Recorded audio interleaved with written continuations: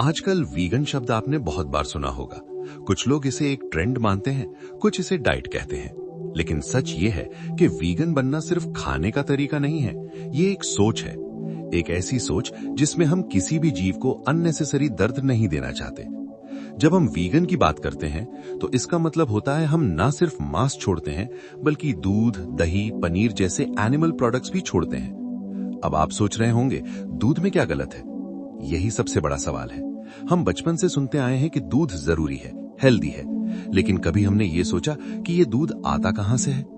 एक गाय या भैंस तभी दूध देती है जब उसका बच्चा होता है, लेकिन कमर्शियल डेयरी में उस बच्चे को उसकी मां से अलग कर दिया जाता है ताकि दूध इंसानों के लिए इस्तेमाल हो सके। जरा सोचिए, एक मां से उसका बच्चा छीन लिया जाए तो उसे कैसा लगेगा? वो बोल नहीं सकती, लेकिन उसका दर्द उतना ही सच्चा है जितना किसी इंसान का।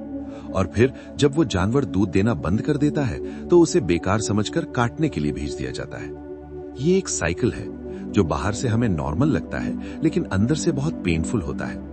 अब सवाल यह है कि क्या हमारे पास कोई और रास्ता नहीं है? बिल्कुल है। आज के समय में प्लांट बेस्ड ऑप्शंस बहुत आसानी से मिल जाते हैं, जैसे सोया दूध, बादाम दूध, नारियल दूध। ये सब हेल्दी भी हैं और किसी जीव को नुकसान भी नहीं पहुंचाते। वीगन बनना कोई सैक्रिफाइस नहीं है, ये एक कॉन्शियस चॉइस है। एक ऐसा फैसला जिसमें हम कहते हैं, मैं अपनी खुशी के लिए किसी और को दर्द नहीं दूंगा। शुरुआत में ये थोड़ा मुश्किल लग सकता है, लेकिन धीरे धीरे जब आप समझने लगते हैं कि आपका हर छोटा फैसला किसी की जान बचा सकता है, तो ये रास्ता आसान हो जाता है।